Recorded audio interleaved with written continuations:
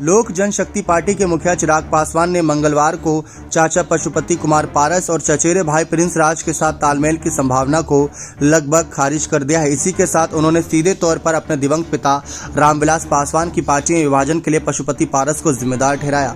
बता दें कि चिराग पासवान समर्थकों के साथ होली मनाने के लिए पटना पहुंचे थे। यहां उन्होंने कहा कि वे लोकसभा चुनावों को एक निराशाजनक दौर को पीछे छोड़ने के अवसर के रूप में देख रहे हैं।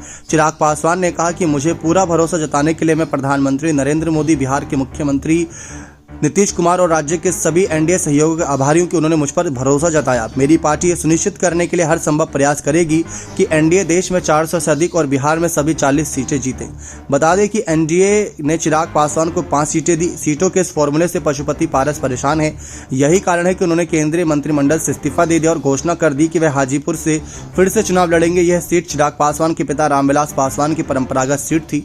हालांकि भाजपा नेता कहते रहे हैं कि दोनों गुट, एक चिराग पासवान और दूसरा पारस और प्रिंस राज एक साथ आ जाएं। वहीं चिराग पासवान से इस बारे में जब पूछा गया तो उन्होंने जवाब दिया कि यह उन्हें यानी पारस को तय करना है कि मेरे पिता की मृत्यु के बाद परिवार का सबसे बड़ा सदस्य होने के नाते सभी को साथ लेकर चलना उनकी जिम्मेदारी थी। इस सवाल पर कि अगर पारस ने सुधार करने का फैसला किया तो क्या वह सुलह का मौका देने पर विचार करेंगे, चिराग पासवान ने कहा यह केवल मुझ पर निर्भर नहीं है, इसमें कई अन्य लोग भी शामिल हैं, जैसे मेरी माँ, मेरी बहनें। इसके अलावा जब भी मीडिया ने उनसे पैचअप के बारे में सवाल पूछे तो मैं उन्हें पैचअप से इनकार करते हुए देख रहा हूँ। चिराग ने मीडिया के एक वर्ग में इन अटकलों को भी सिरे से खारिज कर दिया कि उनके पिता जिस तरीके से यहाँ पर चर्चाओं में थे, और साथ ही साथ उन्होंने यह भी कहा कि उनके पिता दिवंगत छोटे भाई रामचंद्र पासवान के बेटे प्रिंस राज के साथ एक अप्रत्यक्ष सुलह हो गई है।